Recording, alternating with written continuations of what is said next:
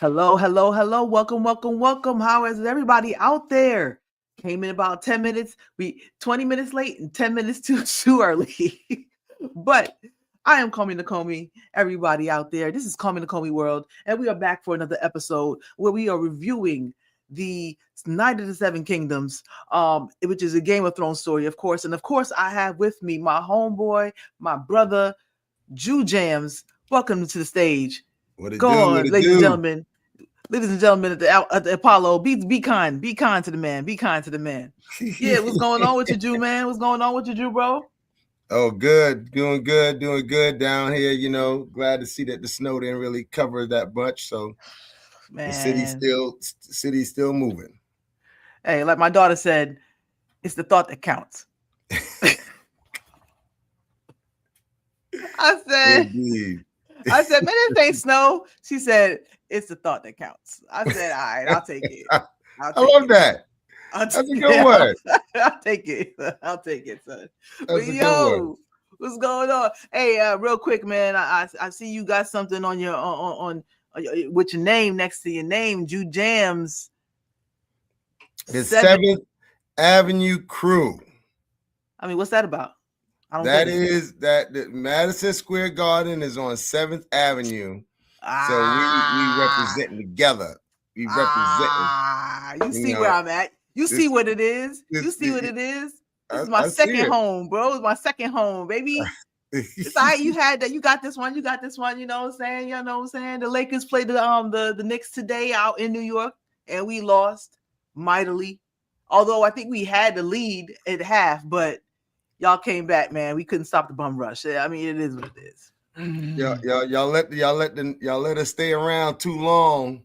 So eventually, the thing that has been the Lakers' Achilles heel all season, it just is gonna come through, and you're gonna give up runs because the defense is just not where it need to be, and we took full advantage of it, bro. We are a victim of our own success, where we basically realize that, oh, you know what? We got we got stuck in the 2-star system, and all these other teams just kept on feeding athletic defenders into their team, all up and down their whole lineup. And we can't find none, man. It's like we can't find none. Like nobody wants to give. We like nobody wants to trade us one. It's like y'all really trying to not let us win. I mean, I feel it. I get it. You know what I'm saying? You don't think we need any more. I get it. We don't need no more championships. But I mean, I'm saying, I feel you though. We need defense. We need defense bad. And I'm telling you, and a lot of people starting to realize that, even in football too, but in basketball for sure.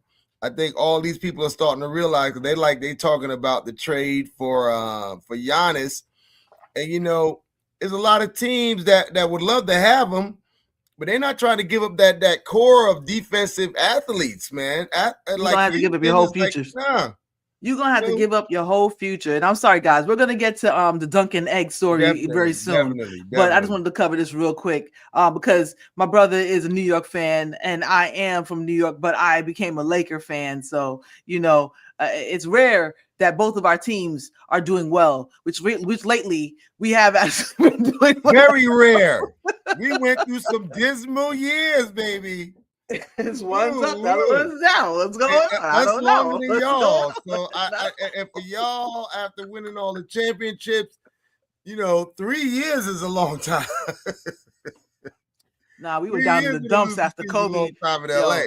After Kobe tore his Achilles, it was hard times in LA, bro.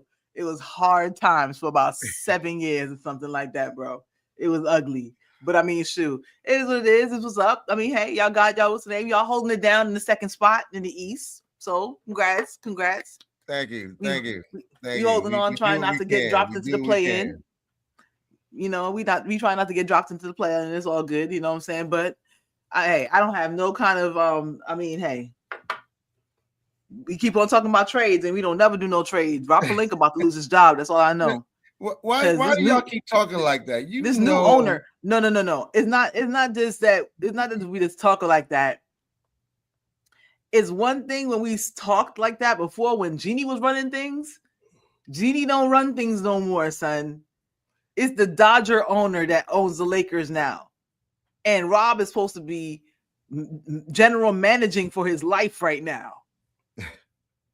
If you can't get a championship team with Luka, LeBron, and AR on a team, hey, I mean, tell me if you can't do it. What we got? I mean, this is what we got. Tell me if you can't do it with what we got. Y'all can't do it with that crew. You're gonna have to let one of them go.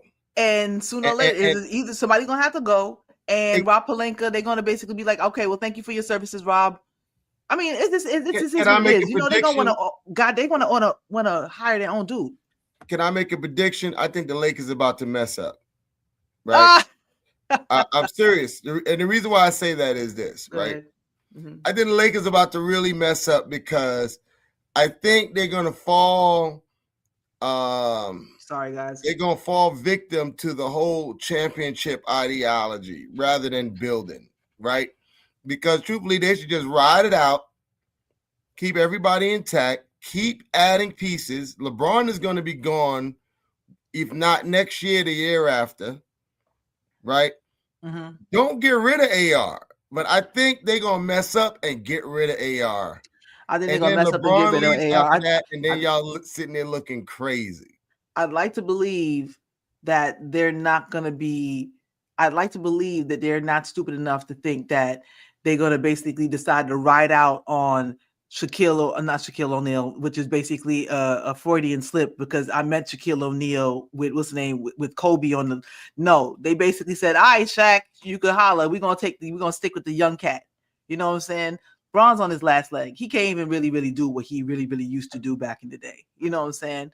So if you're going to basically sell your soul to keep LeBron around, it's enough. You see Jeannie already cutting ties. That Bron could do whatever you want to do next year, unless he coming back for a pay cut. I'm not disrespecting Bron. Bron, hey, he's up there, plain and simple. Rushmore, easy. But at the same time, it's but so long. You got to get young. I do not see the Lakers letting LeBron go.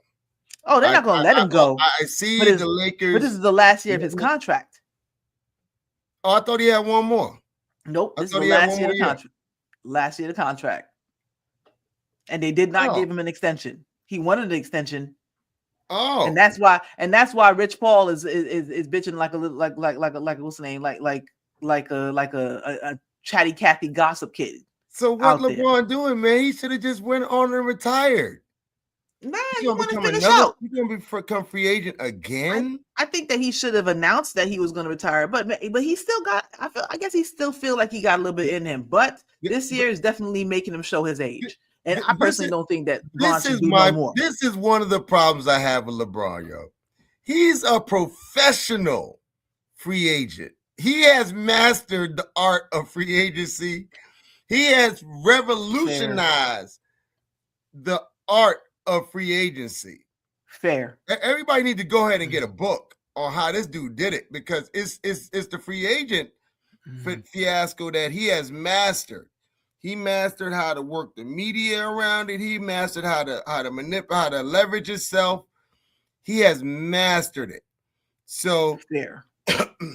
Absolutely fair. I see why he's like, I could just go into free agency again and just, do whatever. And he could. And he can if he wants to. That, bro? But the thing, I think that people I'd like to believe, and until it's seen and done, I mean, who knows what a team is going to do? Because a lot of teams do things that you don't think that they ever would have thought to do, and they go ahead and do it. A la sign Kirk Cousins to $100 million contract and then draft a rookie quarterback. I mean, I've seen worse. But see, that's what I'm saying. This is why I say he's a professional, right? If you go through all the major superstars, all had a moment where they had a big free agency period. Mm-hmm. All the major superstars. I'm not going to say LeBron is doing something that's brand new under the sun. LeBron has had at least 4 of those moments, and most superstars only had 1. To the point where he's now making fun of his own free agency moments.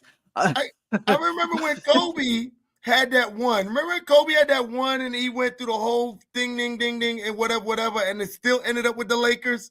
Because he wasn't going nowhere, man. He wasn't really going nowhere, but he wanted to have his one moment of.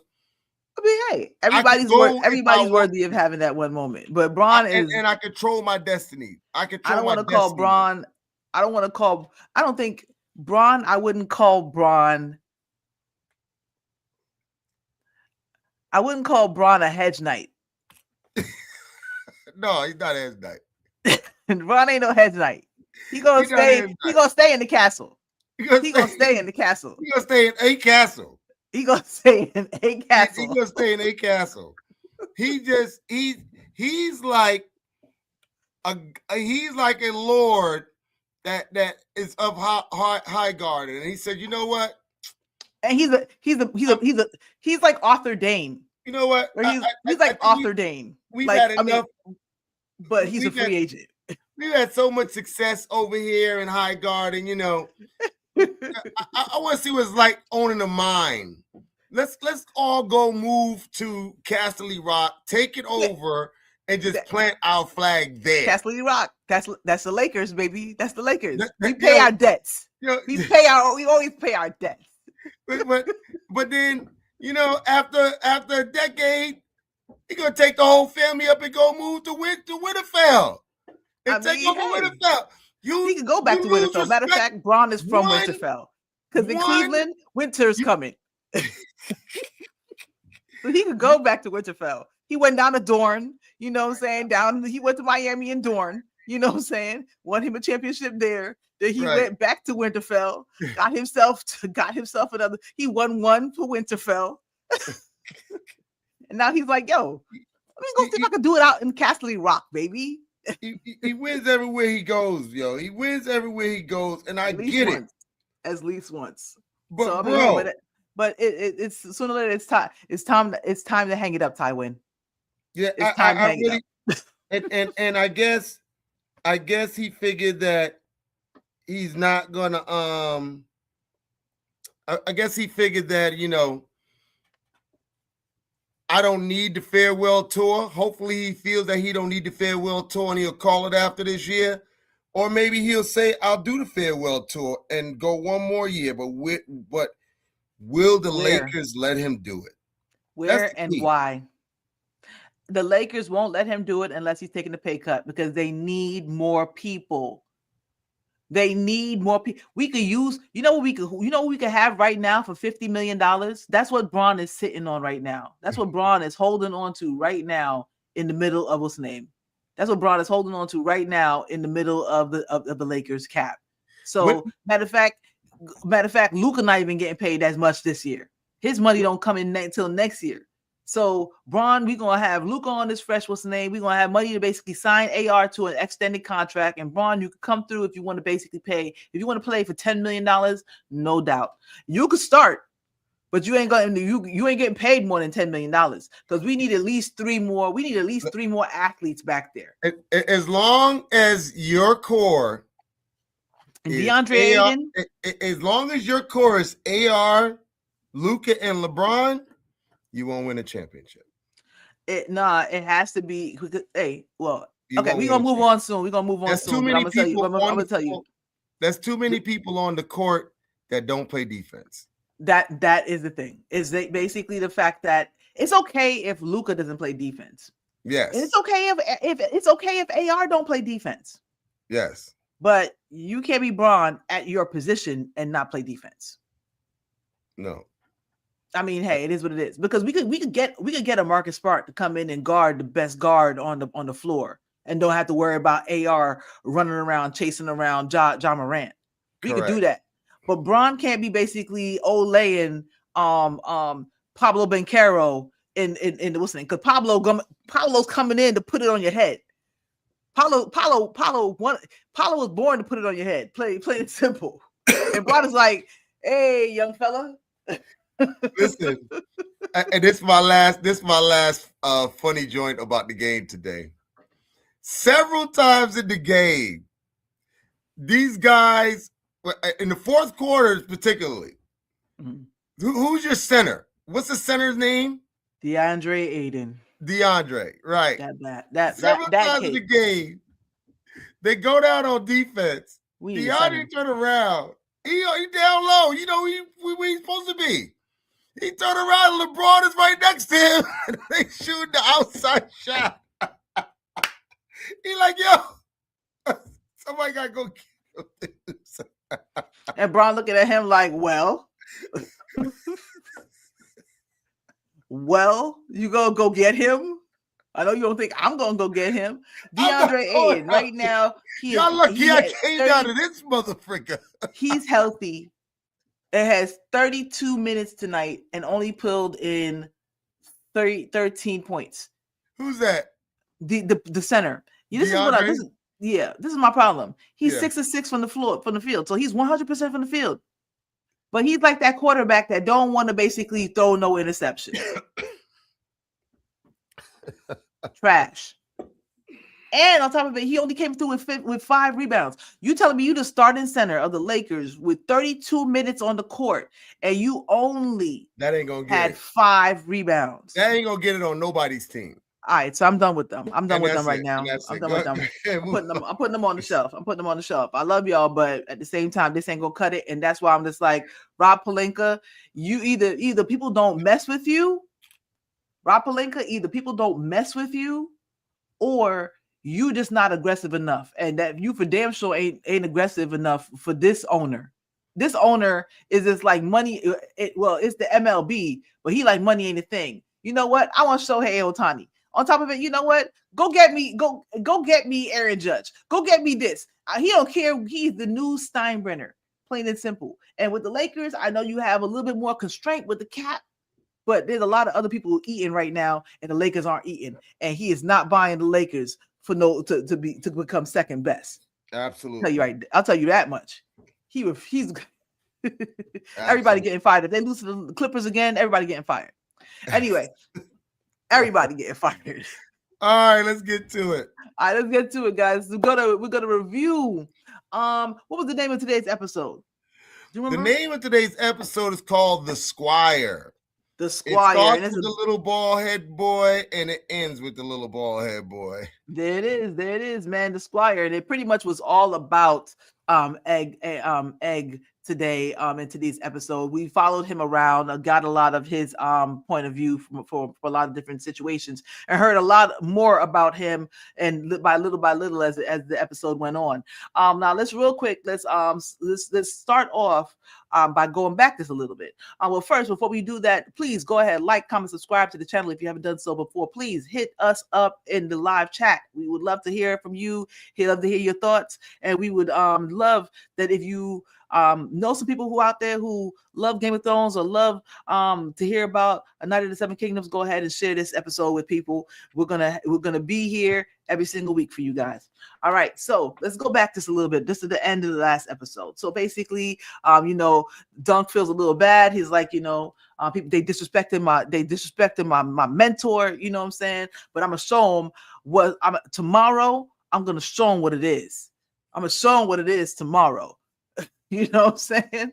So, which was a crazy turn because, I mean, he literally almost had a panic attack watching them guys joust. I mean, that thing was so intense, and he's watching these guys just, go at each other and with such skill. One of the guys had to try to avoid another horse that had fell.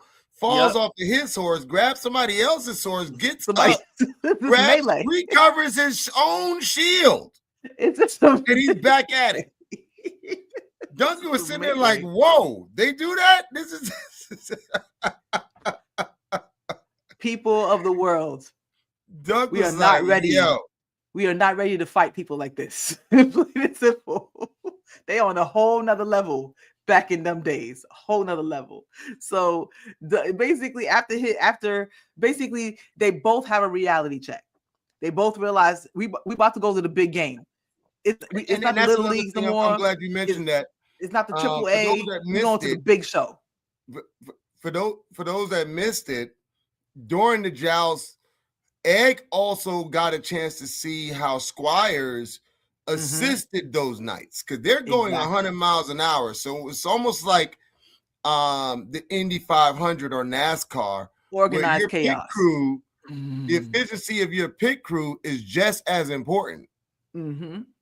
Exactly. Your pit crew is the difference between winning and losing, or life and death in this situation, plain and simple. So everybody needs to be on time. You know what I'm saying? It needs to be doing what they're supposed to do. So he goes to bed thinking about, tomorrow I'm going to show them what Sir Arlen Pettytree's hands have wrought. So I'm assuming the next morning, we start with episode 3, where Egg Egg looks over and is watching Dunk in his sleep and decides to say, I'm gonna get up and do some work, plain and simple. So he decides to take the warhorse. I forgot what that Thunder is. That the name of the Thunder? He decides to take Thunder for a walk, and so he walks him out to a nice stretch of field where it's like, where he could, actually, the horse could actually run, and starts talking to the horse like, he's like, go. He's like, listen, man, he's double the size. He's talking to him like a real dude, like a real person. He's talking to a boxer in the ring. Like, listen, he's double the size of the last dude you used to run around with. You need to go ahead and start getting your laps in, my dude, because this is not gonna be easy. And we all he got. We all he got. We all he got, baby. Got baby. So he's like, we all he got. We gotta get ready. The horse is like, right. I love right. I love how every episode starts out with a little bit of comedy or a lot dry humor, just to kind of keep us on the on the frame of, look, this is not Game of Thrones. You're not going to see the Battle of the Bastards. You're not going to see Battle above the God's Eye and dragons fighting and clashing, and you're not going to see all that. Exactly. It ain't going to be that budget. They ain't got that budget. They keep you right on that, right off the gate, every episode so far. They started out with episode 1 with Dunk taking a poop, and then episode 2 with Sir Arlen, slinging his member around. Exactly. Hey, we don't got the budget, but we got something better. We got comedy. We got comedy. Because both of them was classic. And then now you got the horse. No, I had plenty of chuckles during this episode. Plenty of chuckles, bro. I had plenty of chuckles. So he finally gets the horse to start doing some laps. They do some exercise basically, and he's practicing also, being able to get and get the horse to go, and practicing kind of bringing the lance. Did he actually have a lance? Yes. He had a lance. He was carrying around. You were wondering, where the hell? And he had his long sword. He was like, bro, where he get lances from? We were having a conversation this week. We were like, yo, he don't got no point. Because I don't own no lance. He don't got no money. He ain't got no money. Where you get lances from, bro? Anyway, so he's carrying around a lance, trying to get his, trying to get his muscles up, get loose and limber, ready for it. You know what I'm saying? He is also small for a squire. Exactly. So, that's probably another play on the fact of the title, the Squire, that it starts out with the Squire trying to, become a better squire. And do his job. Exactly. Because he wants Sir Duncan. His goal is to get Sir Duncan to keep him as a squire. Plain and simple. So he wants to not only help him he knows that how important this tournament is, basically, because it's going to make or break his master. You know what I'm saying? Mm-hmm. So hey, he's doing his part. He's just doing his part. So and also, if Duncan doesn't do well, he ain't going to be able to get away from his family. He got to hope. That's the underlying. Yes, that's the underlying story, basically, we know, and pretty much most of the viewers know too. But at the same time, Dunk don't know this, but he has several veins of motivation going on here. You know what I'm saying, to stay there. So they're taking a rest. They're both him and Thunder are taking a rest, and then out of nowhere, a one-eyed man just walks up on him. Like, cause it wasn't like he was walking on the road and noticed them. Homeboy walks up on him, so he tries to take the horse from Egg, saying that, oh, did you steal this horse? And Egg pretty much like stood up for himself, like, just talking back to him, like where did you come from, basically. And the horse is just like not trying to even let him near him. So basically, while he's standing there, Egg has like almost like a flashback. I'm pretty sure this is Egg's flashback, or he's recalling a memory. It probably happened way before Egg was even born, but I don't think I don't believe it was Egg's flashback. It was the Knight's flashback.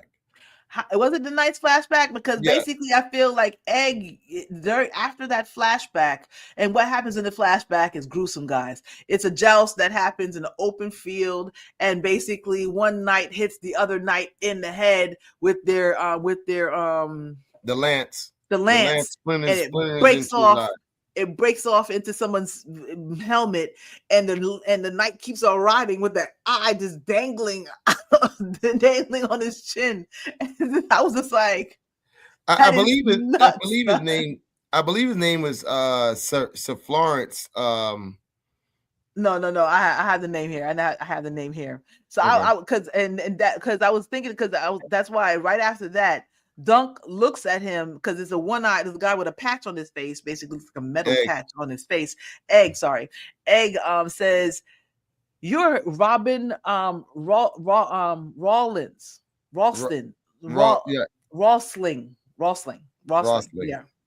Robin Rosling." And so basically, he says he's the maddest knight in the Seven Kingdoms. And I'm just like, yeah, I could imagine that after you riding around, after getting an eye torn out, and you still basically up in the tourney, they would call you the maddest knight in the Seven Kingdoms. Like, yo, you was wild. And I think it's important to note. Go ahead. I got a deja vu for you. Is it deja vu? Deja vu. I got a deja vu for you. Oh yes, deja vu. Go. What other knight was well known for doing some kind of crazy mad act in a famous battle from Game of Thrones? I need to make sure I get his name myself. Let me go look. I know exactly who I'm talking about, but let me go get his name.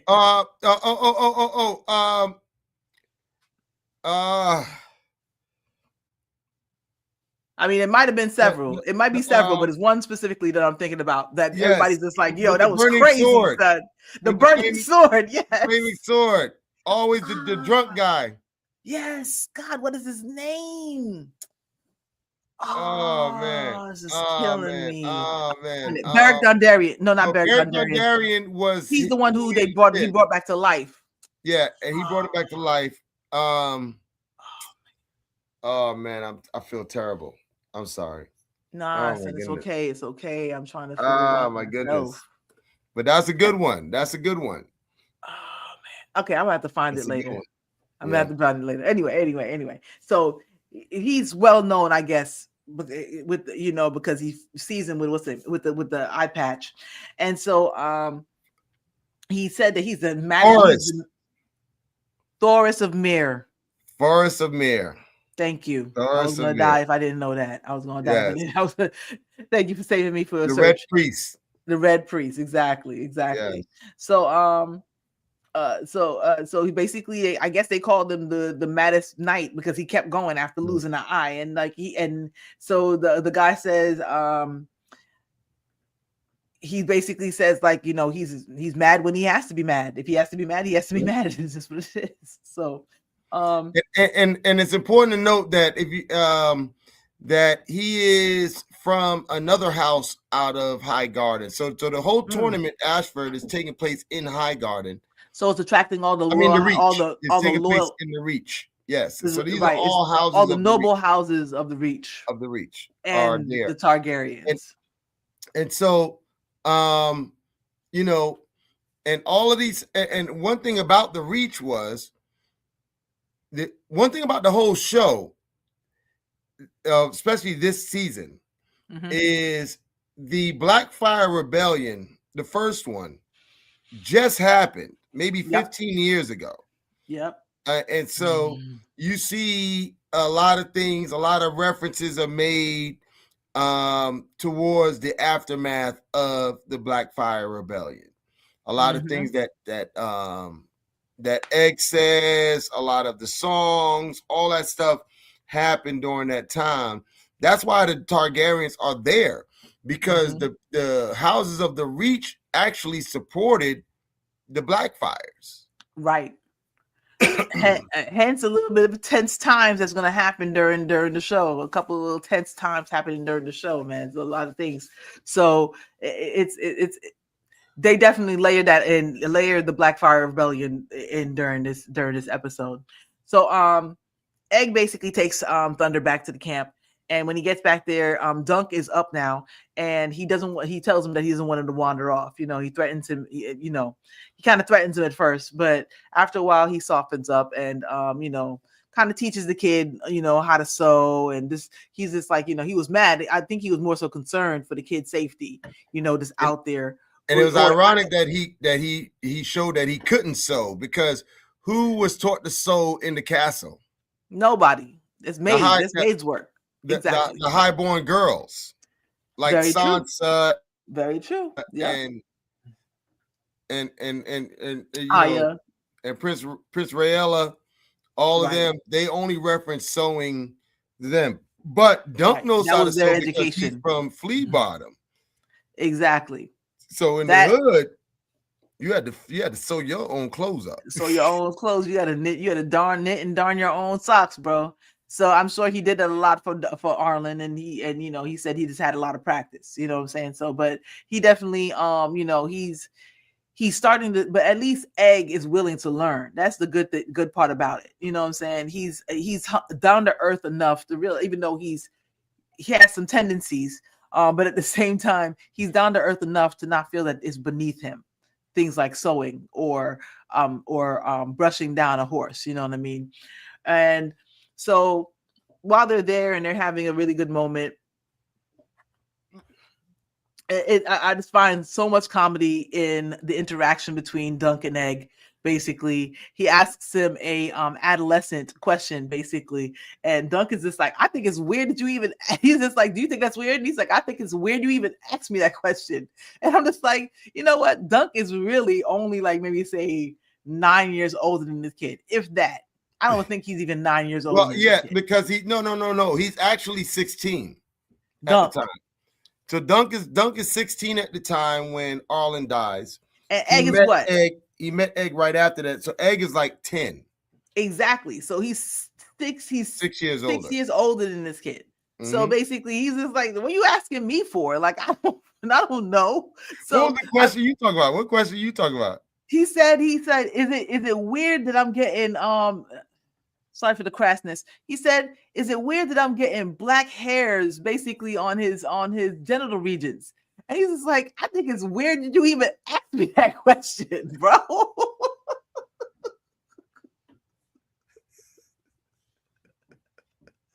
I was just like, yo, that shows Egg's adolescence. That shows Egg's youth right there, because he's still Dunk past them stages, right?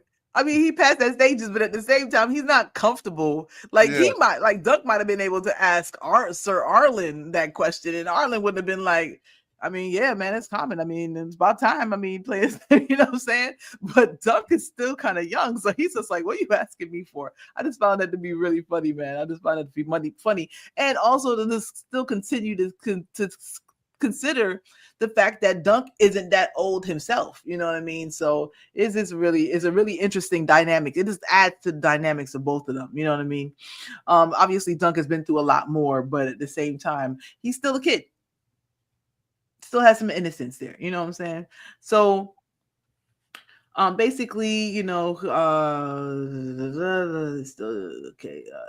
okay. But I found it interesting also that basically Dunk, Egg still looks up to him. Even Egg sees him as an older person protector.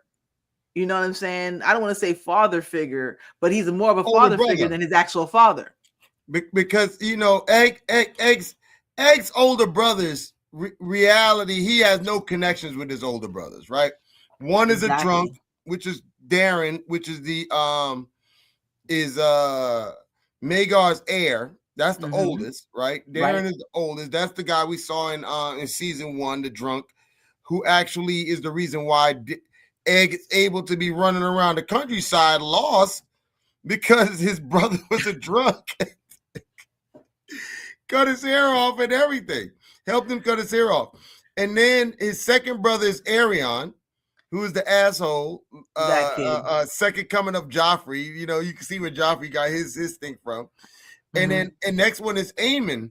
And Aemon left. So Aemon is not even there.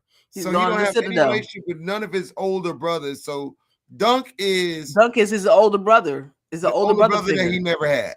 Exactly. Teaching them how to be a man. I mean, hey, I feel it. I really dig the dynamic that they build in here.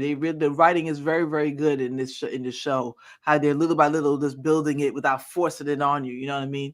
So a little bit later, Egg is up in a tree whittling a branch, and he's singing a song that basically about a song basically about the Targaryens fighting in the Blackfire Rebellion. Pretty much is this like laced with different Targaryen fights. Is it basically a Targaryen fight song, like a bar song? There was some interesting little bars in there, like the way it was innuendos, bro. Like, oh, the transition. I was like, oh, I know they're not gonna have the kids say. No, they didn't have the kids say that. It was a pretty clever song. It was a pretty clever song, but basically it was telling the Blackfire Rebellion, right? And yes, and it also referenced the anvil and the hammer, which was how Magar and Baelor won, helped to finish, because they were all fighting. All of them were in there. Baelor and Magar was one of the key generals leading the charge, to where they did an anvil and hammer move, where Magar, the younger brother, basically formed a shield wall and blocked the rebels from advancing, and Baelor attacked them from behind with the Dornish warriors, and basically killed all of them in a pencil move. And because at the time, right now, in this show, the king is Darren II. Correct. And he is the father of Baelor and Magar, and then he is the grandfather of Egg and Arion and Darion and Aemon. He's the grandfather. So these are all his sons that was fighting in the Blackfire Rebellion, and Darren was able to be the first king to bring in the Dornish. Because Dorne never got conquered. The only way he brought Dorne into the fold was to marry a Dornish woman. Right. So his wife is Dornish. That's why Baelor's hair is black and Magar's hair is blonde, because of the mother. And so that's why they talk about the Dornish spears, because they joined, by then Dorne was in the fold of helping the Targaryens. Right, exactly. Right, Darion married Martell. Right, Myra Martell. Yeah, exactly.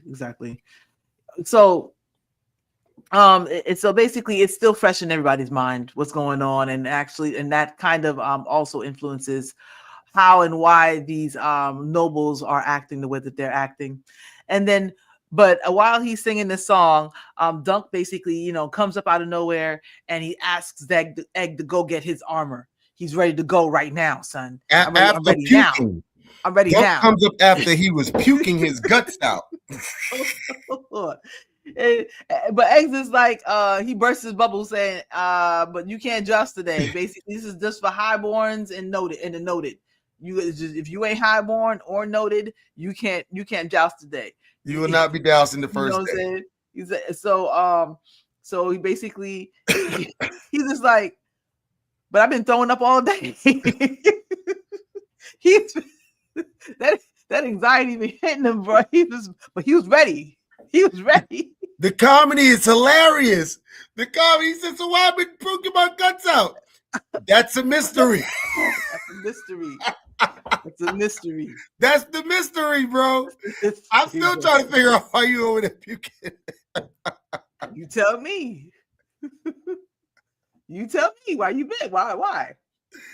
That is the mystery, bro. That's awesome. The so comedy is hilarious. I love how these so he got all wound up. It was basically he was puking his guts out and basically has to just bring it all down again. So, but then they start talking about food, talking about breakfast, and Egon is pretty hungry, and so he said, well, we can have a little bit more salt beef, and Egon's just like, I'd rather eat the horse. Plain and simple. I'm not having no more salt beef, bro. No. So anyway, so they go to the market. And, wait a minute.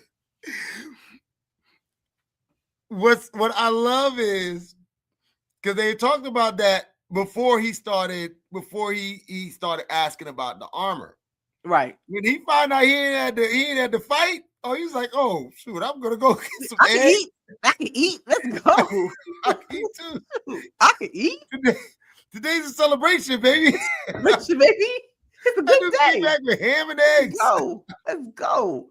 So they went to the market, and he ended up a man is about to basically end the goose in the old fashioned way, real quick. He was about to swing down on that door. He was like, "Yo, I just want some eggs, bro. I just want some eggs." You know what I'm saying? But why was he not able to understand what he was saying? What are we talking? What are we doing? I don't know. Because I assume that they basically supposed to speak the common tongue, as they would call it in Westeros. Where's this dude from? Because in Dorne they speak the common tongue. Where's this dude from? So maybe he's from Essos or something like that, and he just don't know no better or like that. Who knows? Basically. But anyway, so. Or he was ready to kill a goose. I mean, it could just be he's like, I was gonna kill this goose regardless. Who knows, basically. So, but he gets his 2 goose eggs, these huge goose eggs. It's like 2-3 egg size. And then he turns and he sees the tall girl. What's her name again? Too tall. Tansy. So yes. Tansy. I'm just gonna say I was calling her too tall. But Tansy too tall. That's right. Tansy too tall. So he sees Tansy, and as she walks by, and he tries to kick it to her real quick, like you like eggs. You know what I'm saying? He's like, look, dude, I have your shield. He's tomorrow. Like, I got shit to do. I have your shield this evening, bro. Shield. She shuts it down real quick. She didn't even stop stride. She was like, come by later. I thought that was kind of weird. I thought it was kind of weird. Golly. We just had a moment yesterday. I know, right? He's just like moment. Exactly. Act like you don't know me. I mean, sheesh. He walks on by. I complimented you on being, look, your height don't mean nothing to me. You're good money. Plain and simple. None of that matter. It's like Briella Tarth. They love the tall women. They love the tall women. Plain simple. It ain't nothing new to her. So basically she walks by and they basically Egg and Dunk start heading back towards the camp, and they start making breakfast. I mean, bro, it was a ham and egg sandwich biscuit, son. It was just like they was killing it. It looked like it was it looked like it was busted.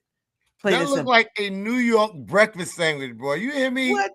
That looked like a straight breakfast, big old slab of ham and eggs oozing out the side. I was like, oozing out the side. Yeah, it's a little bit poached. It's just like, I remember back in the day when I used to go get an Italian bread, like one of the long Italian breads. Yes.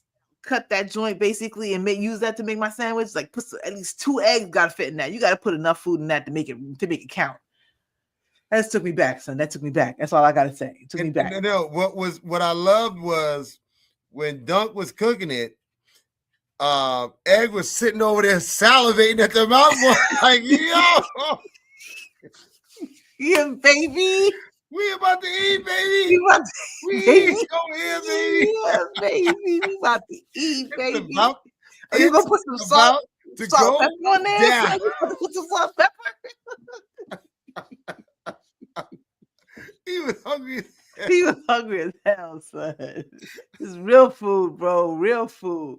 So, anyway, so they go back to the camp. I mean, they go back to town or to the I don't know what you want to call that, the tournament ground. The 20 ground, the 20 grounds. The 20 grounds. Yeah, they go back to the 20 grounds and they go watch some jousting, and they're having a good time watching basically some real good jousting going back and forth, having the time of their life. They yelling and screaming and cheering. Now those two people they was watching joust was called Harold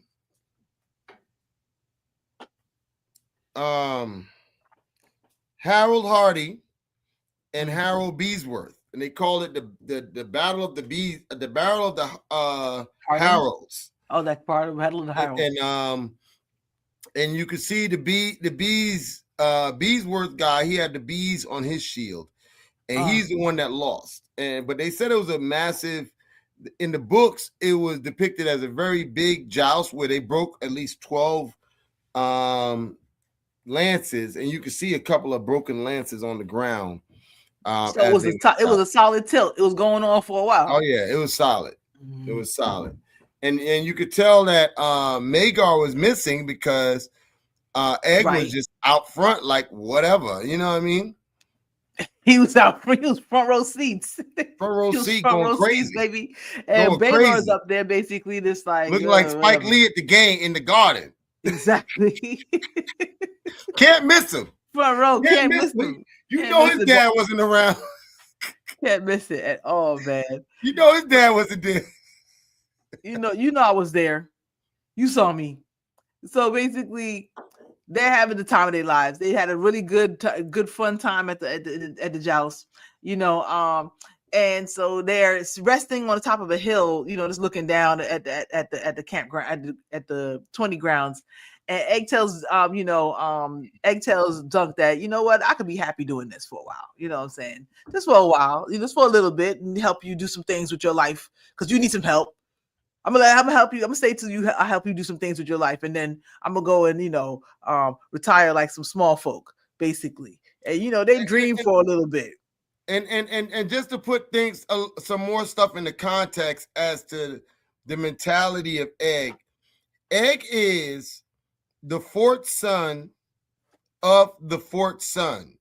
So he even though he knows he's a Targaryen and he's royal, he's part of the royal family, he doesn't see himself becoming king. I mean, those kids don't become kings. Exactly. It's passed down from whoever the king was. You usually have the heir and the spare. Right. So he's really just trying to learn the land, learn, what he wants, trying to figure out what he want to do. Because in that time, an average Targaryen could just go off and live a regular life. Because he's not, every Targaryen does not become king back then.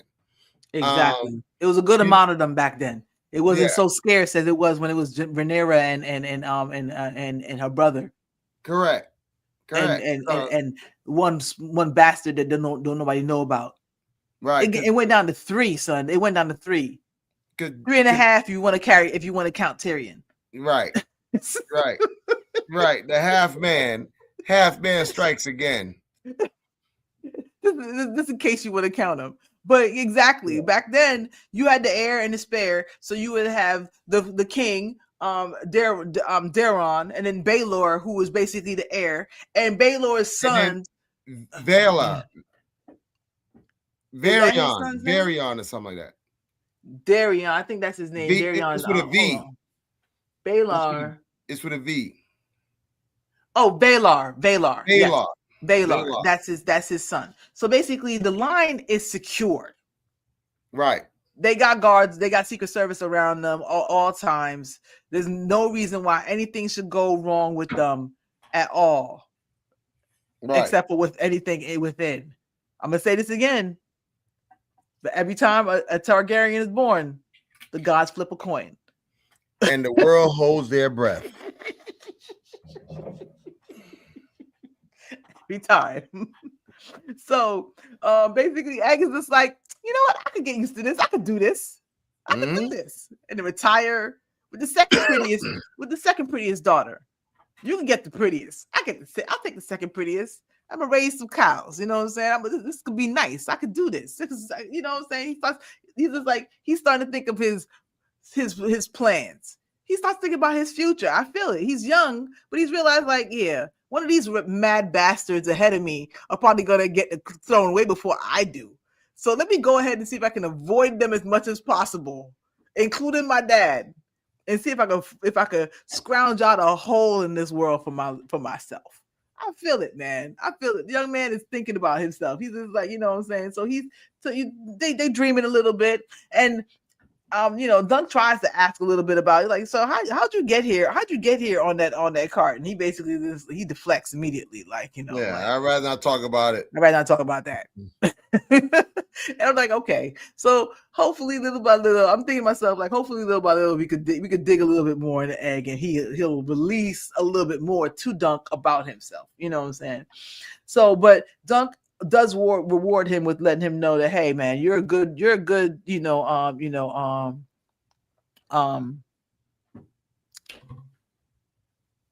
what's the name? What is Dunk tells him that he's a good worker.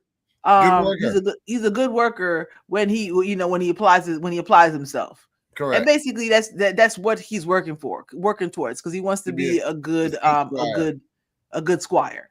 That's basically what he wants to do. So he gets rewarded a little bit with that. So they're having a good time, But out of nowhere, the game master comes and ruins the show and shows up and asks for a word with Dunk. And at first I was like, you know what? He's walking and he's just like, yeah, I wanted to show you my favorite fishing spot. And I'm just like, bro, it's a trap. They trying to get you out in the open and have you up, son. Maybe I've been watching a little bit too much Ali Sadiq comedy shows. And he also might have just been sarcastic, like, look, bro. Hey, bro. Why the hell? You ask little questions. Just come the hell on. Come on. So actually, he asks Dunk if he could kind of fix the game. He, obviously Dunk wants to win, but basically the point system is a little different with jousting. Like if you hit the person, if y'all both hit each other, but you both remain on the horse, it's a different amount of points. Then I'm sorry, this is from A Knight's Tale. I'm basically getting my counting system for the joust. But basically, if you dehorse the player, it's more points and a different thing than even if you hit the player in the helmet, or if you break a lance. So there's lots of different things. So he's asking him, hey, I need you to knock him off his horse. I'm gonna let you keep the horse and the armor if you do it. So it's like today's time, right? How gambling is at an all-time high. There was gambling back then. Of course there was. There was always those who was trying to find ways to make money as well as glory. Those who are rich wasn't really worried about money. They were more worried about glory. But those who weren't rich, like House Ashford, like I said, this is 15 years after the Blackfire Rebellion, and they're not doing as well as they was before the Blackfire Rebellion. And you said they supported the Blackfires, right? They supported the Blackfires, correct. So that a lot of their money basically didn't get recouped after the rebellion. That's correct. Because King Damon II, he pardoned everyone, but a lot of them lost land, stuff like that. And so there was people that was out there trying to rig the games or whatever, and they was trying to see if Dunk, because he looked stupid, right? He looked and carried himself like he's simple, and he'd be an easy mark. So that's why they approached him. Exactly. And I mean, on his hand, he's just like, that's what I was planning on doing, but now I feel dirty about it, man. Why you gotta basically even bring it to me like that? Like, I feel like it's not that it's beneath him, but he doesn't feel like it's honorable. And that basically is obviously what becomes obvious more and more throughout this episode, is that honor is basically what Dunk is almost like, not in shock, but disbelieving that people basically like, could you believe they would be this dishonorable? You know what I'm saying? Because he's raised by a hedge knight. So a hedge was a knight. very honorable hedge They knight. don't have money. So all they got is their honor. So that's why Sir Arnold, he don't break it for nobody. He taught him all about the honor side. And you're talking about a young boy out of Flea Bottom. He's still 16. So everything he was taught is Bible. Yep. Right? And he was taught by a guy who believed in honor of a knight and to be the best knight and like all, like all parents want their kids to be better than they are, So he lives and breathes the fact of all knights should be honored, and he's very naive to how the whole world really works. I mean, how else will you just pick up a kid that's actually royalty and don't know what you got? He's naive. I mean, I don't want to. This is not a deja vu, but it makes me think of when Tywin Lannister met Arya Stark, and he realized that you are far too intelligent for the station that you're trying to portray. You better watch that if you want to continue. You figured out like that. Tywin ain't continue this act. He was like, "Look, you hiding." You hiding something. He's just That's like, a good deja vu right there. I didn't even mean it as deja vu, but it's a good day. But he's like, yo, you playing on really well, but little things here and there is messing up your act. You need to tighten it up a little bit. Tighten it up, girl.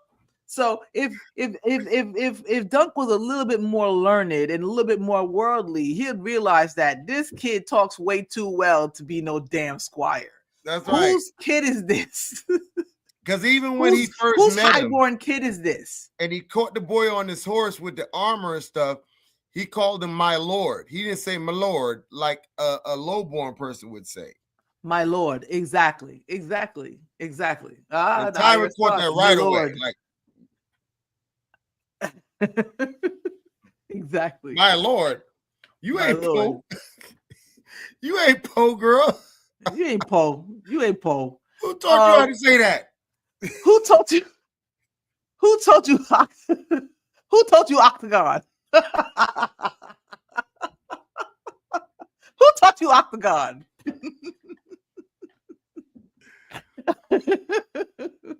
Yeah, so they and I'm very proud of Dunk stood on business 10 toes down. It was like no, it's a no. Yeah, so dude was like, hey, I mean, you don't gotta tell me that. You don't gotta tell me your answer today. You don't gotta tell me your answer right now. Straight hustler. You gotta tell me the answer tomorrow, though. You gotta tell me your answer tomorrow. I'm gonna see you tomorrow. You gotta tell me your answer tomorrow, though. Think about it. Sleep on it. Sleep on it. Say, no rush. No rush. Sleep on it. Sleep on it. Tell me what you think tomorrow. Let me know tomorrow. So, the person that he's supposed to be jousting, or at least the guy, he doesn't have anybody in mind that he wants to joust, but the game master suggests the Lord Ashford's is it Ashford? Ashford. That's Ashford. The house that toasted. Exactly. I just want to make sure. Yeah, I just want to make sure it's not Ashwood. For some reason, I have Ashwood here, but Lord Ashford's son. So Lord Ashford's son is registered into the tourney, and he's part of the Jukes. Right. He's part of. He's trying to win money for his house. So so he's basically trying to throw the match. I didn't catch that. So he basically is trying to do the rope-a-dope. He basically he's trying to talk to Champ and tell Champ, take a dive. Take a dive. He's going to be the one to take the dive. He wants him to throw the punch. Yes. Go hit me hard. I'm going to go down. Don't worry. And everybody will believe it because Dunk is so big. Right. Everybody will believe it. And Dunk is like, oh, you got to make this feel so dirty. Good point. I was going to knock him off the horse regardless. Anyway, so basically he's like, yo, let me know tomorrow if you're down. Just let me know tomorrow. So basically I a little bit right after that, he walks away and then a loud horn starts to blow. So it brings everybody back down to the field. Everybody comes through. Dunk and Egg come back through to go front to get a front row seat. And what's the horn for? Prince of Targaryen, of House Targaryen, has come into the joust. It is Prince Aeron Brightflame, who is and he actually Makor's gave himself that name. Of course, he gave himself that name. You don't give yourself nicknames. Only whack people give themselves Who give your own nickname? Son. You know what? I'd like to be called Taser Face.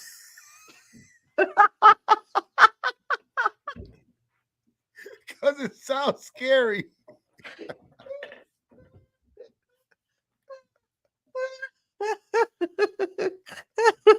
Taser Face.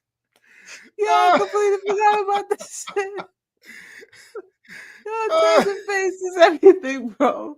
I was trying to remember somebody in the NBA, but Taser Face is classic. Taser Face. Yo, exactly. Face. That is crazy. Arion Brightflame. You know what? You're doing too much, bro. You're doing too much. Targaryen wasn't enough for you. Yo, full regalia. Get the horns. Get the psychologist out. Get the got all the foolishness that the dude said he wouldn't do. He got a skull. He got a skull on his helmet and stuff like that. His horse is wearing a skull. Get the psychologist out for real, fun. So your last name is Targaryen, and that wasn't good enough for you. Tell me how you feel. How that makes you feel. You need to sit on the couch for real, bro. That should have been a red flag for the whole family. That was a red flag for the whole family. He was gonna be a problem. Jeffrey Walken, my dude. That is key. Baylor's nickname is Breakspear. You know, but he's the heir and he's the hand of the king. And I'm sure he earned it. I'm sure he earned that. Somebody gave him that. In the Blackfire Rebellion. They fought in that for the house. Taser Face will live on forever, bro. That is classic, son. Taser Face is classic. Yo, shout out to the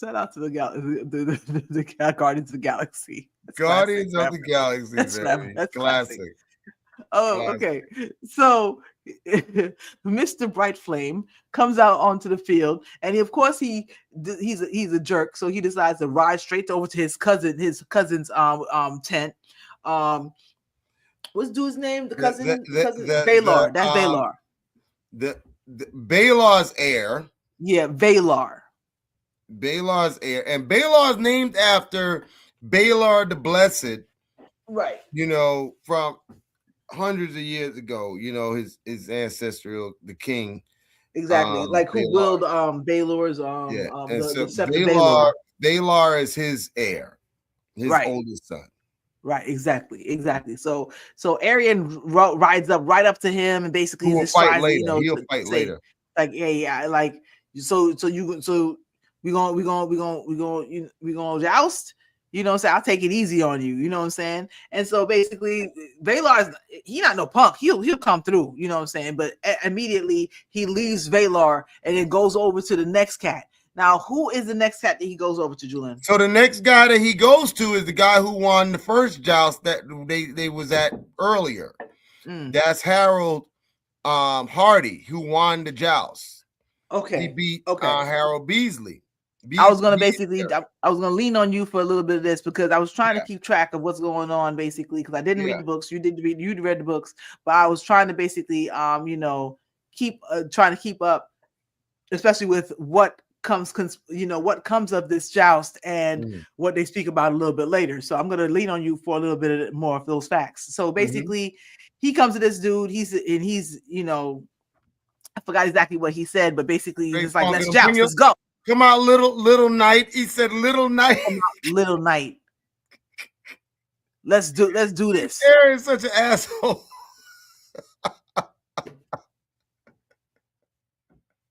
Now, mind you, this is another thing that's significant about this era, right? This is after Dance of the Dragons, right?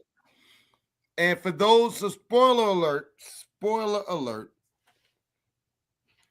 At the end of the Dance of the Dragons, at the end of the war, Rhaenyra, am I saying her name right? Rhaenyra. Rhaenyra. Rhaenyra is actually killed at the end, and her youngest son is Aegon the Third. Something like that. Okay, he's Aegon the Third. He ends up becoming king after everybody dies, and because a dragon ended up killing his mother, he let all the dragons die, and he became the Dragon Bane. So that was almost 100 years prior to where we are. So there's no more dragons, and that's why the Targaryens are at that joust, at that tourney to begin with, because they're trying to continue to assert their dominance because they don't have dragons anymore. Right. So that's why they're there. So Aerion, is just an asshole because he wants to. He's also keeping up with the whole thing of we are still powerful, because right now they're just men, and people are just not afraid of them because they're men. They die. Exactly. There's no more dragons. There's no more wonder. Right. Nothing. No more. Like you're just blood. You're just water in a bag. That's basically as far as they're concerned. You know what I mean? So exactly that. But they're still with their armor, with all the big, huge, dragon emblems and dragon and big entourages to show your money and your wealth, and also, unfortunately, with brutality, they're trying to show that they're still in charge. Correct. That they are, even why without they're still flagging. in charge. They start to represent them. They start to present themselves as dragons themselves. Right. Correct. Correct. Good point. Very good point. You know what I'm saying? And actually, Aerion, no, go ahead. No, that's all good. So right after that, basically, so he and the knight that he goes over to, Harlan, is that his name? Harlan Hardy. Harlan Hardy. So Harlan Hardy, the winner of the two Harlans, the battle of the two Harlans, they basically they go out and they joust. So in the first joust, it's funny how as soon as it begins, Egg shouts out, "Kill him! Kill him!" And I'm just his own brother. Is he talking about his brother? He was talking about his brother. So I could imagine what his brother has done to him. But anyway, his brother's done some in the books. His brother has done some very, bad things to him. Like one time he held a sword at his genitals, threatened to castrate him, and stuff like that. I'm sure. He's the younger brother, and they do that. Flip a coin. So on the first pass, Aerion basically ducks. It feels like, I think he kind of ducks away from the lance and goes under it a little bit, and then they come around. But on the second pass, he aims low and hits the horse right in the neck. And that's why he ducked the first time, because he wanted Sir Hardy to come closer, right? So he can hit the horse. Exactly.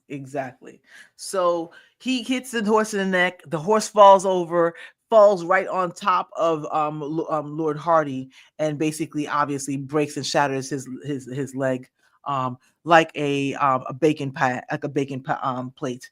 And so he's underneath there, and I'm just like, I'm looking at the show like, he is really a bastard. that kid is. This is obviously the Joffrey in this family family resume. That's where it came from. I mean, this is obviously, but it's crazy that you have one son on one hand who realizes the political, he probably doesn't want to lose his position as basically rulers of the realm, but he realizes politically that we can't be on that level. Not saying that we can or that we can't. We can, but at the same time, what does it gain us that we have that we're not trying to gain back already? You know what I mean? It's one thing back when we had dragons and everybody feared us. Even then, that was probably horrible. But at the same time, now you still walking around like there's still dragons to back us up. But basically, and that's the difference between Magar and Baylor. It's just like, what are you trying to accomplish by basically conducting yourself in this way? You know what I mean? I'm just it's just like they it's kids like it just makes me think of several different levels. Is it nurture or nature? Is it the nature of the Targaryens who are basically because they're inbred, or because they're just it's blood magic that basically is causing them to go crazy, or whatever it is you want to basically call it, as far as outside influences for that person? But or is it the nature of basically growing up in a world or in an environment where no one tells you no, even if you are the fourth son? No one tells you no because of the fear, or no one told you no because of the fear that they had for your family name. But now that your family name is becoming weaker, you feel like you need to overcompensate by making everyone fear you, especially when you're a little tiny little boy with a sword. And no one's going to hit you because basically you're royal family. So the only people that you can really, really joust against are people who's going to shoot you a fair Deja vu. Or people who basically, or your brother or your family who's not going to try, who you can't kill. Deja vu. What king was told that he couldn't joust because nobody's going to take him down? Nobody's going to hit him. Get me the breastplate stretcher. Get me the breastplate stretcher. You dumb bastard. Get me the breastplate stretcher is crazy. He's a fool. He was a fool. But basically, that's the thing. That's exactly what I'm thinking about. It's funny because I'm watching Bridgerton, and it's something kind of along those lines where basically they're trying to explain to this rich boy, like, you in love with a maid, but bro, you have to realize where you're putting the position you're putting her into, because she's not allowed to really tell you no, because you're one of the high lords. So that's not, you playing games with it, which is not cool. So in the same way, he basically is challenging and pushing himself into these altercations where if you say no, you're wrong. If you say yes, and if you win, you're wrong. So basically, you have to say yes and you have to lose to maintain the position that you're in, which is basically a vulnerable position. Is very weak. I'm just saying. I'm sure a lot of people will probably say that that's not the proper way to go about ruling. And one thing about all these people that we're meeting throughout this series, Saul is strong, Baylor, Magar, all of them is going to come into play later. The two Kingsguard Knights. Yep. Well, three really, but the two that spoke. We're meeting all of these people now because they're all going to play significance later. I feel you. I mean, hey, it's building the story up, man. The story definitely built to a crescendo today. So, basically, okay, yeah. So pretty much everybody in the crowd is angered by this. Like, there was no reason. Everybody's here to see proper jousts. You are a properly trained honorable joust. So you should basically, an honorable, proper joust, because obviously this is a dangerous sport that we're playing. But everybody basically goes in assuming that it's going to be an honorable joust. But you basically decide to act dishonorably.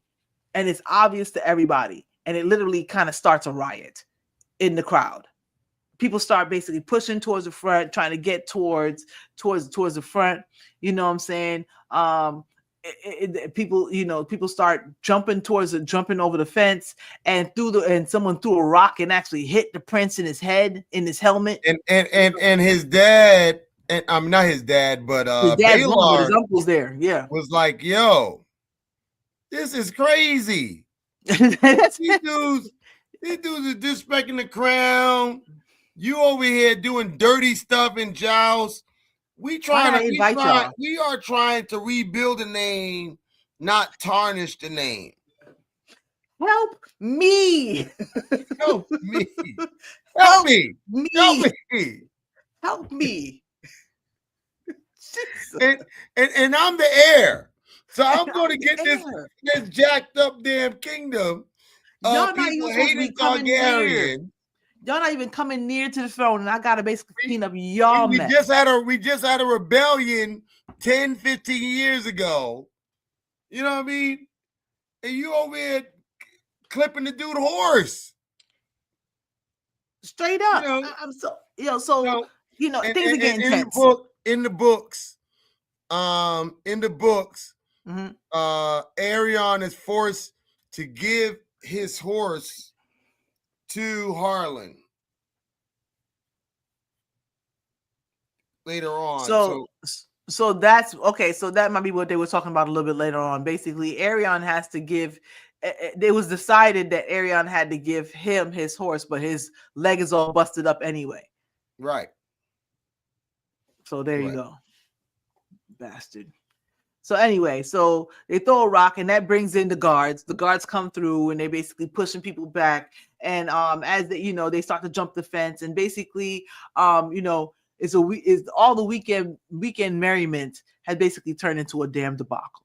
The crown prince is up there, just shaking his head like, what the hell? Like, is this like this is why you don't hire family? This is why you don't hire family, son. So this is a disaster. So on the way back to the camp,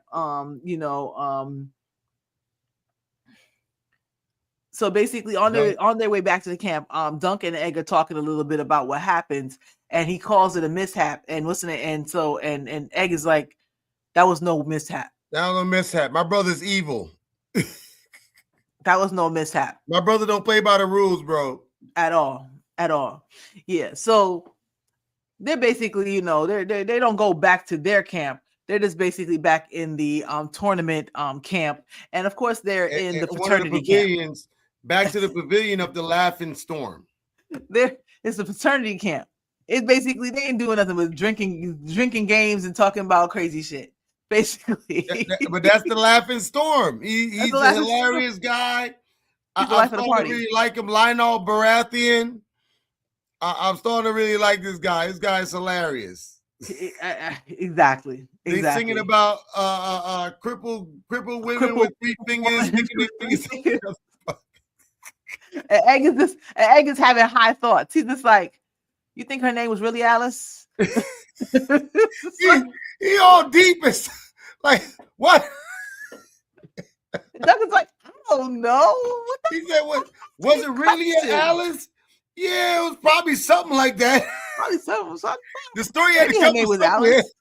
I mean, it was either about the story or about her honor.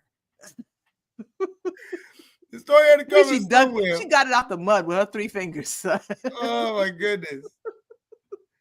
Oh my goodness. Just hilarious. They basically sharing a drink and they talking basically. And I like the fact that that Dunk got a little status. He able to go up in a rich man's pavilion on his own and bring his squire. And sit there and chill and eat and drink. Exactly. Dunk get a little reputation. I want you to pay attention to that I gotta pass. These people is showing respect to Dunk because he recognized Dunk in a crowd last time. Like, who the hell are you? Why the hell are you getting here? Exactly. Yeah, you. And at the end of the night, he was drinking with him. He was wearing his crown. At the end of the night, he was wearing his crown and drinking with him. He is certified, bro. Hey, he don't gotta pay at the bar. He don't gotta pay. Your money ain't good here, son. Your money is good here, baby. You good. You good. You good. That's baby. crazy. This dude broke every night. Like, yo, what the hell was you coming here for? Supper? supper. I try to eat. Yo, eating. I'm hungry. I like that. I like that. I like that. Come on here, eat, baby. Come here, eat. So anyway, so basically, they're back in the Baratheon Pavilion. We're back in the Baratheon Pavilion. They're talking a little bit, this is about different little things and about what the song is about, but that wasn't really that, this not too big of a thing. So, but then, as Dunk and Egg, basically, they're walking back through the fairground again. They see the game master, and he's looking at him like, no, it's on. No, and Dunk basically gives him no kind of real sign. He just keeps on walking, basically. But then, the game master was surrounded by a lot of powerful houses. Yes, which tells you that. Including it looked like the Ashford was there too. And the Tyrells. The fix was in. It was like, hey, on the fix. Sugar Ray and Quick was in on it. They had it fixed up. They had the police. They had a car that looked like a cop car. They had the vault. They had it all planned out, baby. All they needed to do was for you to hit this dude, and he was gonna do. Oh, it was gonna be the ghost Lance. He was gonna take the fall. Oh, he got me. Raise his hand. No. Raise his hand. No. Raise his hand. It's done. The fix is in, baby. The fix is in.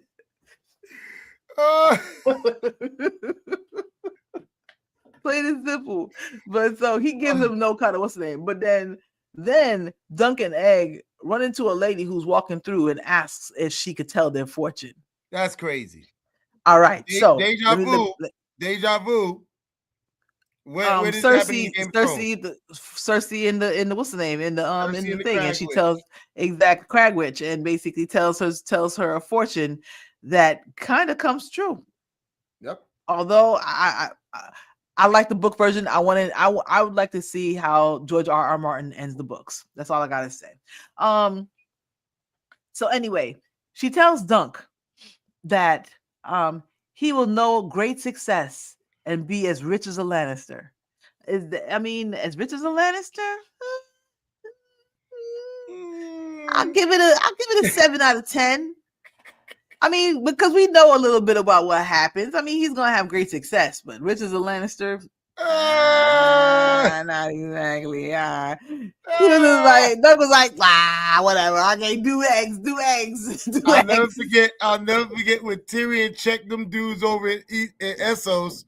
He was like, look, there hasn't been slavery in Westeros for hundreds of years, and I grew up richer than all of you.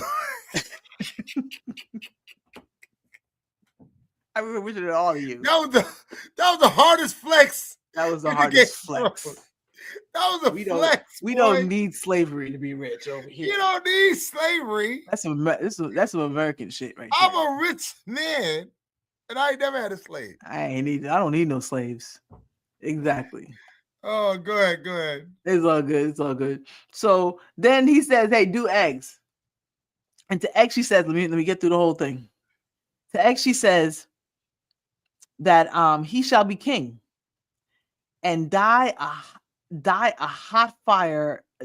in a hot fire, and worms shall feed upon your ashes, and all that know him will rejoice in his dying. And I'm like, God damn, that's some grim shit to tell a kid. How you gonna tell a kid that?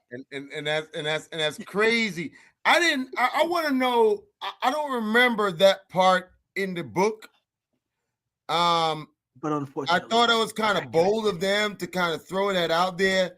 That only tells me one of two things. Either one, they wanted to kind of do a kind of a Cersei type thing, or two, they plan on continuing past the 3 books, because the 3 books does not cover Egg's reign as king.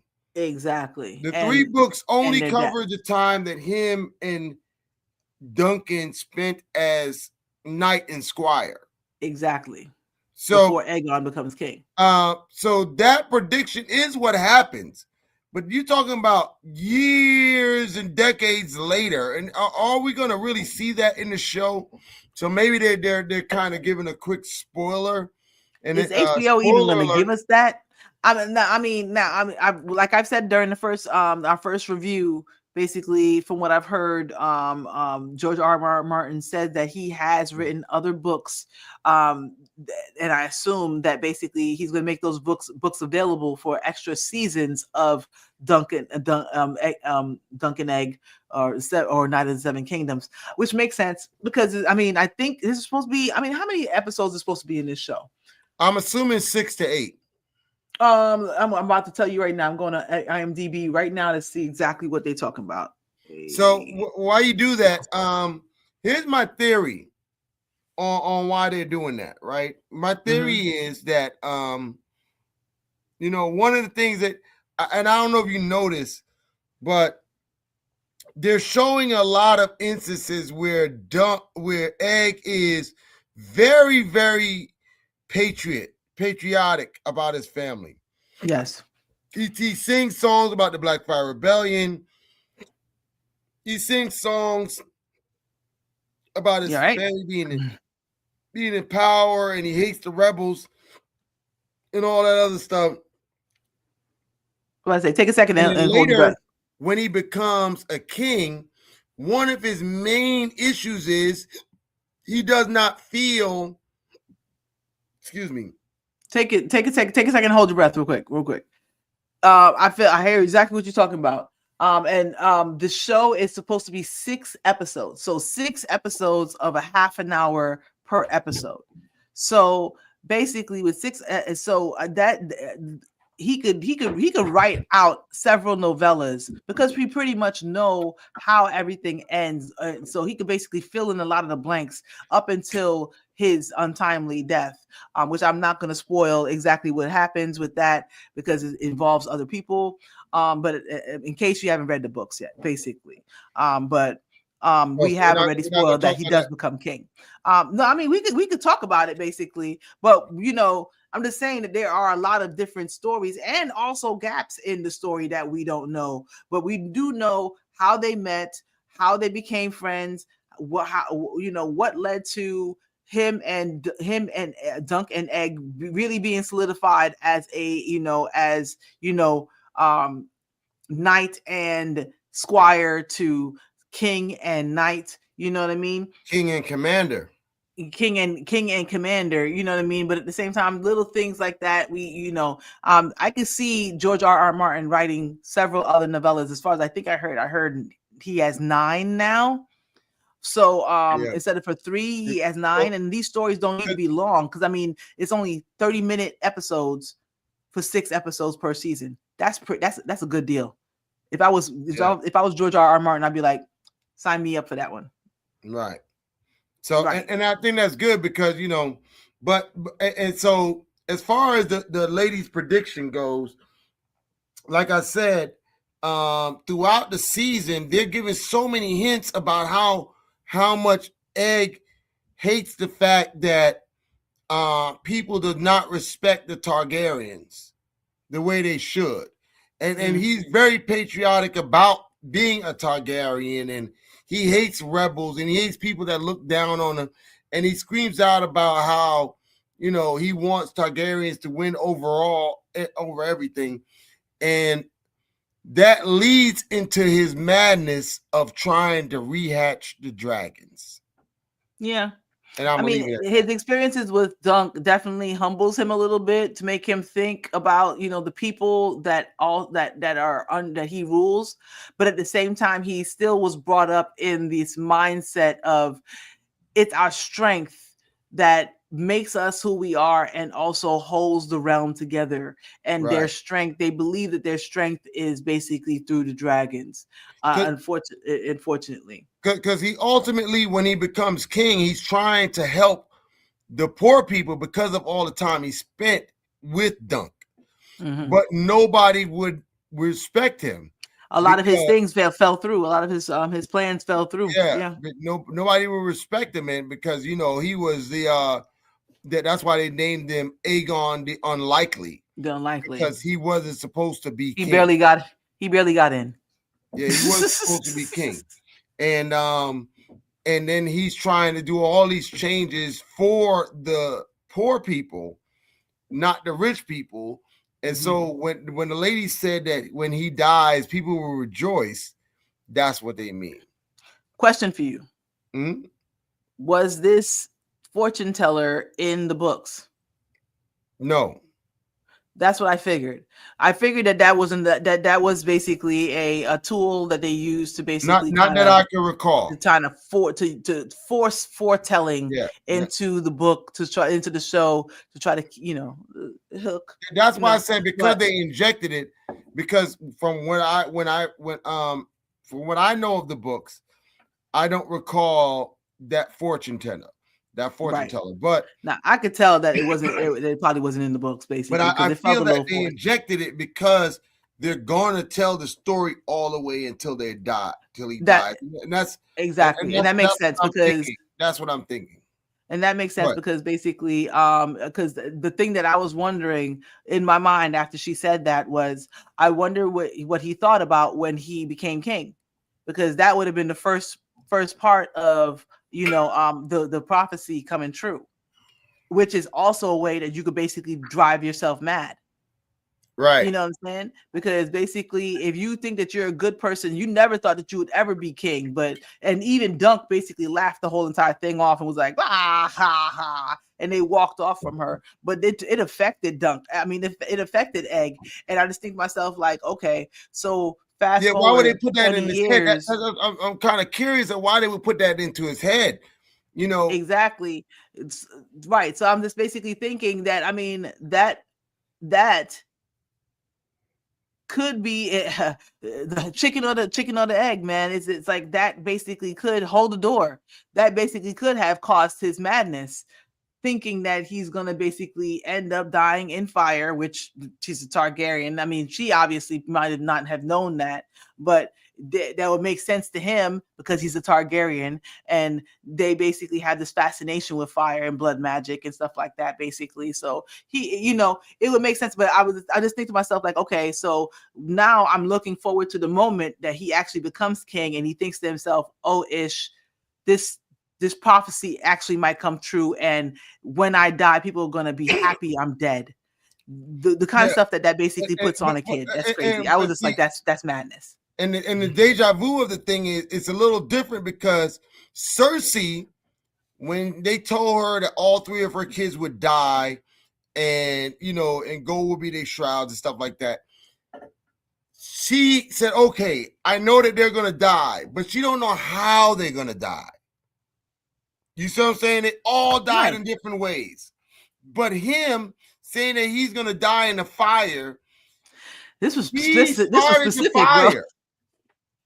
This was that's what I'm saying. That's what I'm saying. He started the fire. So why would I start a fire if somebody told me in the past when I was 10 that I would die in a fire? That's what I'm saying. Why would I do that? Chicken or the egg? Which one basically the cause and effect? Is the cause and effect of the whole entire thing. That's why I was kind of curious about why they would throw this in there. But go ahead. No, because I mean, HBO, they don't get me wrong, they're not spending the kind of budget that they're spending. It's like HBO said this. Listen, George, we love Game of Thrones. Game of Thrones changed the world. Period. House of the Dragons, we love it. We're doing great things with the visual effects. We just want Game of Thrones, but with a little less money. What do you got for us? We will sign you up for 8 years. We will give you another 8 years. We will give you another 8 years on top. And we will publish all of those books. Every last one of those books, we're going to publish it in leather bound, paperback, or digital, however they want to buy it. Well, I do have a story about a young man and his knight wandering the country. It doesn't involve any dragons. Perfect. Perfect. Let's go to print. Tell me more. My boy, he gonna help you with the script. Let's get rolling. Tell me more. Exactly. Because this House of the Dragon thing was gonna make me have to remortgage my house. That part. My kids wasn't able to go to Princeton. They might have had to go to Brown. Oh my God. God forbid. God forbid, maybe USC. 10. Oh my. You hold your tongue. Damn it. You hold your tongue. Go ahead. I'm sorry. So basically, no, it's cool. It's cool. I was basically, so I'm wondering that, but Dunk laughs it off and he basically carries him on, even though it's probably weighing as heavy as Dunk's, as heavy as Egg's head weighs right now. That kid's head is huge, bro. So, but it's weighing heavy on his head, I'm sure. But anyway, on their way, they basically walk on and then they meet Raymond Fossaway.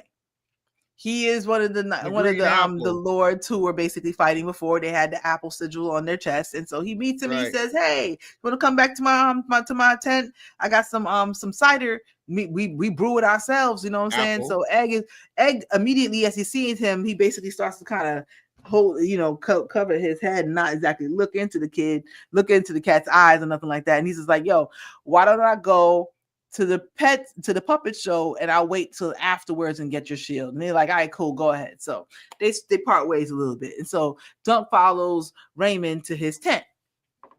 Right? So basically, they're in the tent, they're sharing some cider and, maybe just, I don't know. For a quick second, I was thinking to myself, something's going to go wrong here. Maybe this is my Game of Thrones mind in the back, my Game of Thrones Spidey sense. But anyway, they was just sitting down, just sharing some cider. They was just drinking some cider. So they share some toiny gossip about how his cousin's a jerk. Basically, he's wondering like, "Hey, who do you know who you're gonna joust against?" And he's just like, "Maybe I'll joust against it." He's just like, "Yeah, his brother, his cousin or brother, whoever is a jerk," basically.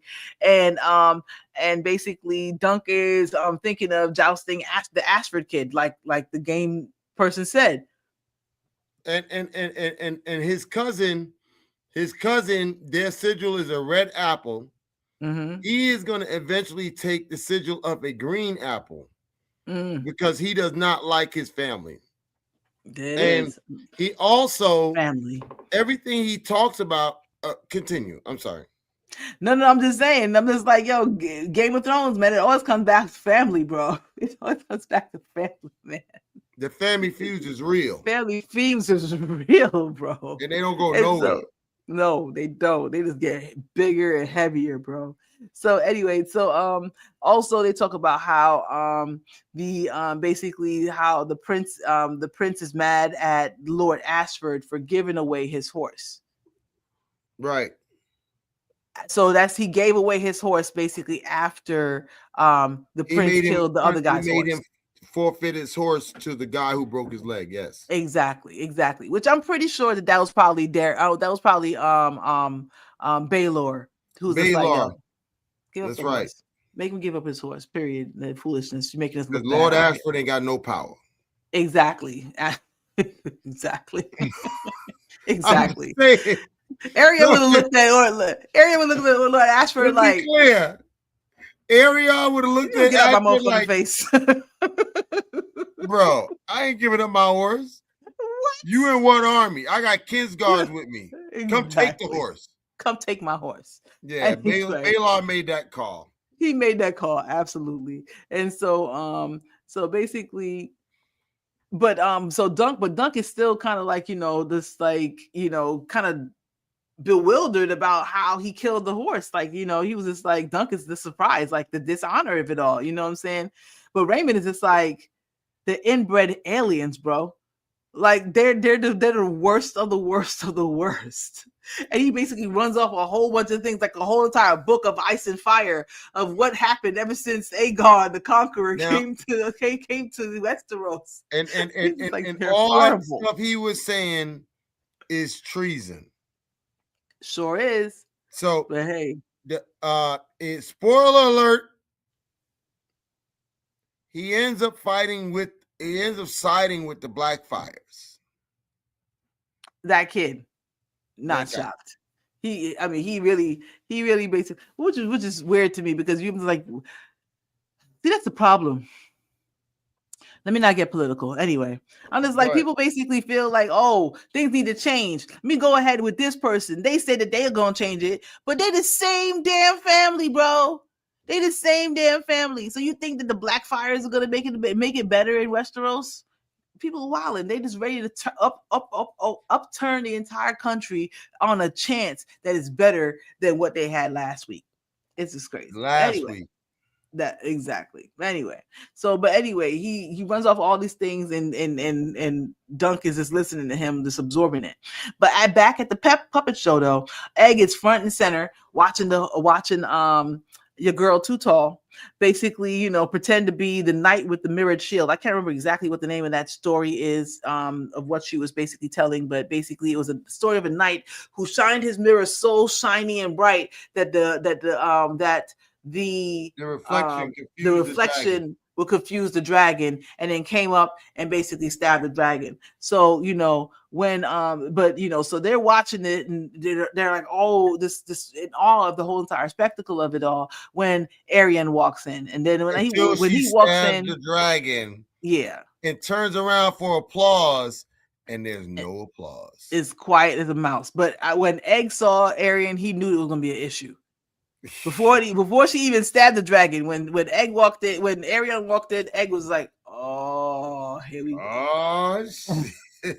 Oh shit! So anyway, Too Tall basically kills the dragon, and everyone's silent. You know what I'm saying? So, but back at Raymond's tent, Raymond basically is giving Dunk the rundown on the whole Targaryen family. Like, oh yo, so what's dude's name? Darren. The king? No, the boy, Makor's son, Darren. He's like Darren's a drunk. Baylor's son. Oh no, Darren. Makor's children. Makor's heir. Makor's children. Makor's heirs. So he's like Darian is a drunk. Darian is a drunk. Arion is cruel and wicked. Aemon, he's useless. They about to send him to the Citadel, and I don't even know who. And then he was about to say about the last son when Egg runs in and is just like, "Come quick!" He's Arion is hurting her, and he's like, "Hurting who?" So Dunk gets up and he stomps over to the tent. Man, he's just like, "Yo, he don't want to hear nothing." He's making a beeline straight to the tent. Bomb, bomb, bomb. Comes in the tent. Everything's all torn up. And Arion's on stage grabbing. Her dad is dead on stage. Oh, I didn't even realize that was her dad. I mean, yes. I didn't realize. That's crazy. So basically, he's holding her hand, and then he takes a dagger and breaks her middle finger on the dagger, and basically and drops her down. And as soon as Dunk sees that, he goes up and gives him a 2 piece in the biscuit real quick. That's my girl. That's my girl. I'm gonna marry her. I was gonna marry her, son. I was gonna marry her. Pop, pop, pop. Knocked him on the floor real quick. You know what I'm saying? The guards came in. The guards came in and held up on Dunk, basically trying to restrain him. And basically they try to restrain him as Arion's getting back up and pulling out his dagger, and Dunk kicks him again right in the face, breaks his nose real quick. And I was just like, "Oh, damn, Dunk." Right there, damn, Dunk. Huh? That's classic, by the way. Yeah, I mean, kicks him in the face. Targaryen get kicked in the face was classic. I was just like, damn, Dunk. It's over. It was nice knowing you, Dunk. Damn, Dunk. I know how this is gonna end. So anyway, so he gets basically he basically threw his life away for Too Tall, pretty much. But hey, I'm sure Dunk will be like, I'd rather die like this than to be like dishonorable like the way they talking. But he's not saying anything. Yes. So Arion comes through, and he basically, right before deja vu. Arion said, "My tooth got knocked loose, so I'm going to take out all your teeth." They put him up against the counter. What movie is that? I was just about to say that, bro. He's about to basically, the guards was about to go American X style on him, straight up American X style on him. Opens his mouth and puts his mouth over the stage, basically, to break it. That it's still a visceral moment when I think about American X, man. Was it American History X? American History X. Crazy, son. So, but right before they do it, Egg comes in and reveals himself as one of the princes, and demands that they stop. And everybody's just like, Dunk's like, what? Dunk's in shock. And that's the way the episode ends. Classic. So what'd you think? What'd you think about the episode? It started off a little slow. You know, I was digging the whole training the horse and all that, training yourself and all that. But man, it was so significant of all the different people they were meeting and interacting with, and all of that stuff just meant something. Nothing was irrelevant. Nothing was irrelevant, and I really liked it. And and I get it. It's not the dragons and all of that stuff, but man, it's still a great story, and it's still unfolding because it's going to unfold into something massive. Absolutely. Hold on one second. This thing looks weird. My bad. Okay, cool. Yeah. So it keeps on getting smaller and smaller. That's weird, man. But yeah, so I thought it was a great episode. I thought that it had just enough levity to go along with the brutality. It introduced a lot of the different characters, a lot of the political climate that's going on. It raises the stakes for the Targaryen. It raises the stakes for Dunk. It raises the stakes for Egg. It really gets you ready to be bought into what's going on in this game, in this show. And it makes you, it builds up the, for lack of a better term, affinity that Dunk has towards that girl. Literally, he's looking at her like, I think I met the one. You know what I'm saying? I think I met the one. And so I can see him just basically blacking out and not thinking of the consequences to go in and basically save someone who literally had nothing to do with what's going on. You know what I'm saying? Right. It makes perfect sense. And so I'm just like I'm glad Egg was there right and on time, as was supposed to happen in the stories, basically. But it just escalated everything to a whole nother level. So Dunk was basically preparing his life. Yesterday, he was just like, I'm about to show them what I'm made of. Today, he realized, oh, thank God I didn't have to do it today.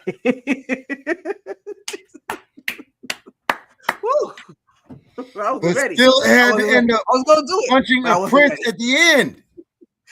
But still had the guts to punch a prince. It wasn't even just a prince. He didn't see Prince. He didn't see white hair. He didn't see nothing. He just saw someone who basically was hurting someone that he knew and was just basically being cruel just for cruel's sake. And he couldn't take it.